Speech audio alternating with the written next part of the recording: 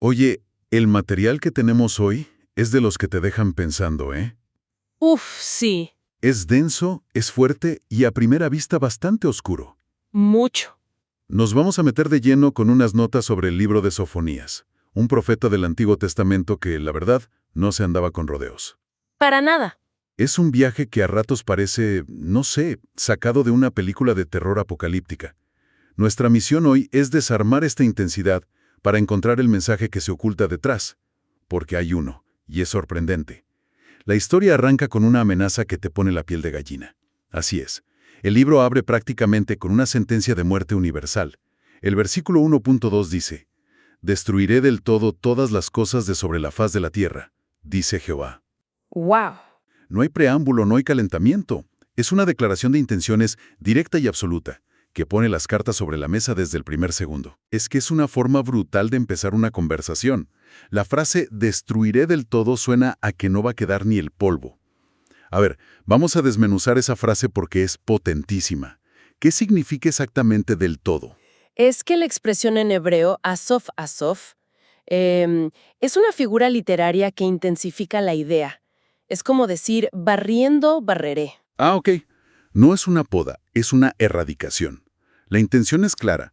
Se va a limpiar el tablero por completo. El lenguaje además está diseñado para que el oyente de la época pensara inmediatamente en una catástrofe anterior, el diluvio de Noé. Claro. Pero aquí hay un matiz de finalidad aún mayor. Claro, es como subirle el volumen a una amenaza que ya era máxima.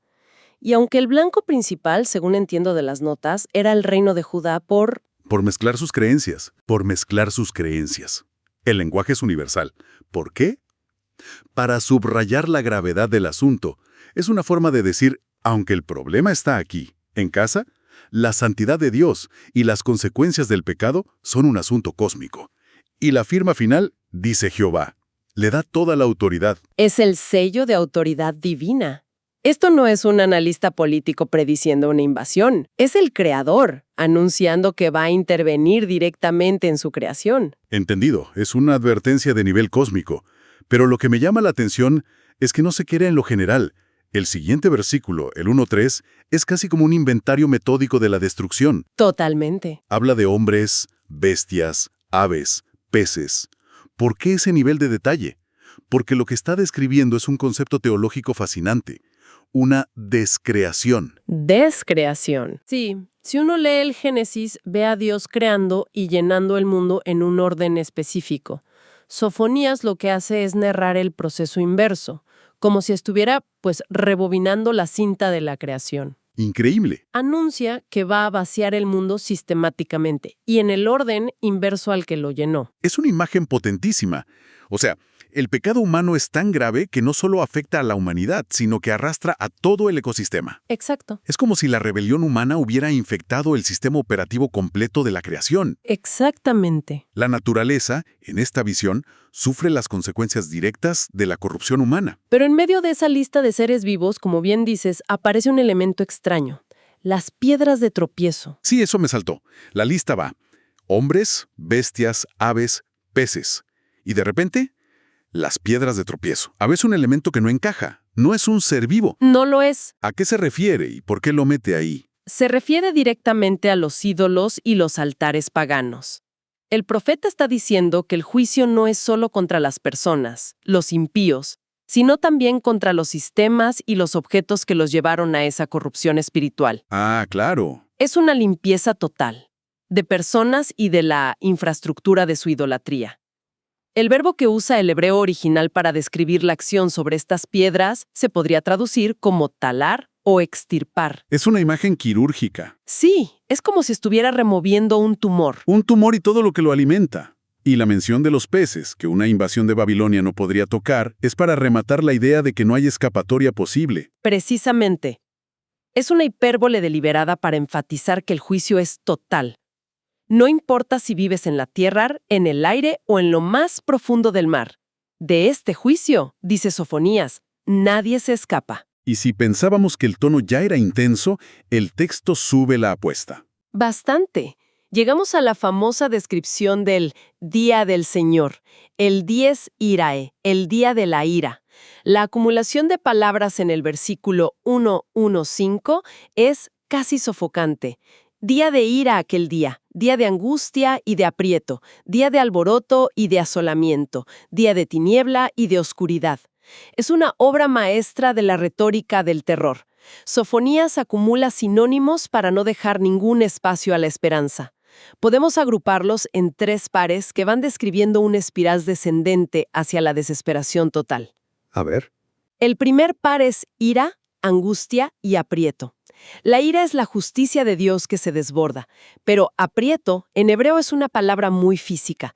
Evoca un lugar estrecho, un callejón sin salida, la sensación claustrofóbica de una ciudad sitiada. O sea, no es solo angustia emocional, es una sensación física. Es la pesadilla de estar atrapado en un callejón sin salida mientras el peligro se acerca. Te quita el aire. Esa es la sensación. El segundo par es alboroto y asolamiento. Describe la banda sonora de la catástrofe.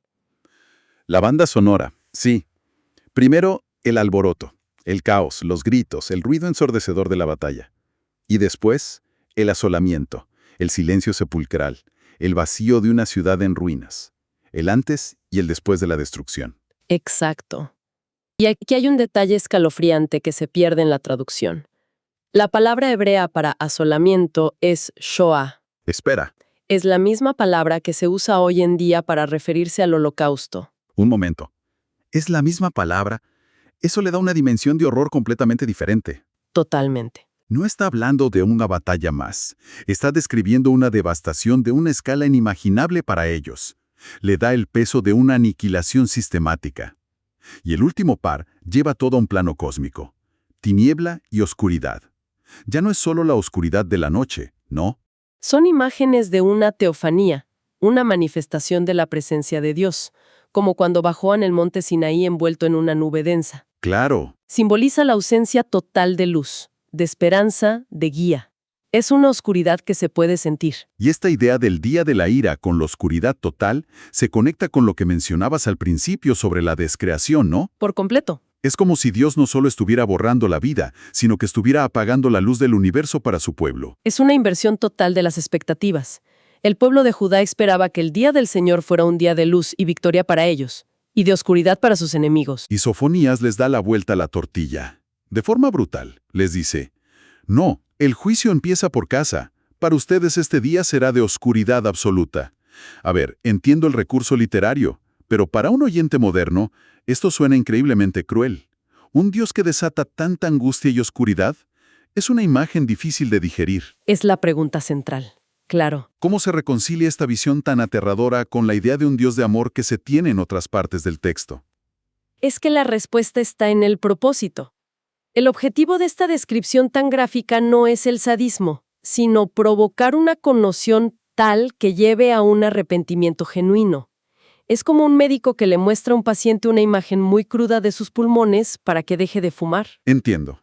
La dureza de la advertencia es proporcional a la gravedad de la enfermedad y a la urgencia de la cura. Ok, el panorama es desolador. No hay dónde esconderse. Pero en ese mundo, como en el nuestro, la gente con dinero siempre cree que tiene una salida. Siempre. ¿Qué pasa con los ricos de Judá? Su oro y plata no les compran una escapatoria, como siempre lo habían hecho. Sofonías anticipa esa objeción y la aniquila en el versículo 1.18. Ni su plata ni su oro podrá librarlos en el día de la ira de Jehová. Contundente. Judá confiaba en sus riquezos para hacer política. Pagaban tributos a Asiria o a Egipto para que los dejaran en paz, sobornaban ejércitos, el dinero era su póliza de seguro. Y el profeta les dice que esa póliza acaba de ser cancelada. Es el clásico, no puedes sobornar a un huracán. No importa cuánto dinero tengas en el banco, no va a detener la tormenta que viene. Es un mensaje que resuena bastante hoy en día, ¿eh? Totalmente. Es una crítica feroz al materialismo, a la ilusión de que la seguridad financiera equivale a una seguridad real ante las grandes crisis de la vida. Ante el juicio de Dios, dice Sofonías, todos están en la misma situación de vulnerabilidad. Y justo en ese versículo vuelve a usar la imagen del fuego, pero con un matiz, el fuego de su celo. La palabra celo puede sonar un poco a envidia o a algo mezquino. ¿A qué se refiere aquí? Ese es un punto teológico clave. La palabra hebrea es quina, y no se refiere a celos mezquinos, sino a la pasión ardiente y protectora de un esposo cuya amada le ha sido infiel. Ah, es lenguaje del pacto. Es el lenguaje del pacto matrimonial. Dios se presenta como el esposo traicionado por la idolatría de su pueblo. Su celo es la reacción apasionada de un amor que ha sido herido y que no puede tolerar rivales. Entonces, para entenderlo bien, no es un fuego de demolición total. Es más como el fuego de un cirujano que usa un láser para quemar un tumor. Esa es la metáfora perfecta. El objetivo no es destruir al paciente, sino salvarlo eliminando lo que lo está matando. Esa es la idea. Esa es. Es un fuego purificador. Consume lo impuro para restaurar la santidad de la relación. Pero claro, para los que se aferran a esa impureza, el fuego es destructor. Claro. Así que el capítulo 1 nos deja en un callejón sin salida. No hay escape físico, ni económico, ni geográfico. Es la noche más oscura. Y justo cuando parece que no hay ninguna esperanza, el capítulo 2 cambia de tono. Es como si, después de cerrar y atrancar todas las puertas, el profeta abriera una pequeña rendija de luz. Sí, Se siente como una última llamada desesperada. exacto. El versículo 2.2 insiste en la urgencia, con una repetición que funciona como un reloj en cuenta regresiva. Antes que tenga efecto el decreto, antes que venga sobre vosotros el furor de la ira. Crea mucha tensión. Mucha. Es un recurso literario. La sentencia ya está firmada por el juez, pero los guardias todavía no han venido a buscarte. Ese pequeño lapso de tiempo es la última oportunidad. Es un ahora o nunca con consecuencias cósmicas. Y para describir lo rápido que se acaba ese tiempo, usa una metáfora curiosa. Y el día se pase como el tamo. ¿Qué es el tamo? Es una imagen del campo.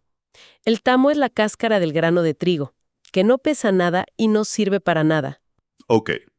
Durante la trilla, se lanza el grano al aire y el viento se lleva el tamo en un instante. El mensaje es doble. El tiempo que les queda es así de volátil, puede desaparecer en un soplo. Y además, sus vidas, si no se arrepienten, serán igual de insignificantes ante el viento del juicio de Dios. Serán barridos sin dejar rastro. Exacto. Todo este arco de juicio que empieza con esa amenaza universal y atraviesa estas advertencias de última hora, parece que llega a su clímax en el capítulo 3, en el versículo 8. Totalmente. Este versículo funciona como el gran final de toda esta sección de juicio. Es que este versículo es la bisagra de todo el libro, el punto que conecta la destrucción con la restauración. Y empieza con una ironía brutal. La frase es, «Por tanto, esperadme», dice Jehová. Claro, normalmente en la Biblia, esperar en Jehová es una expresión de fe y esperanza. Es esperar la salvación. Pero aquí el significado se invierte. Es una citación judicial. Es como si Dios dijera, ya que no quisieron buscarme para recibir mi gracia, ahora siéntense y espérenme, que vengo a dictar sentencia. Qué duro. Y en la cena se guarda un tribunal global. Convoca a todas las naciones, a los grandes imperios como Asiria y Egipto, para que nadie pueda decir que no fue advertido, y para que Judá vea que no hay superpotencia que los pueda salvar.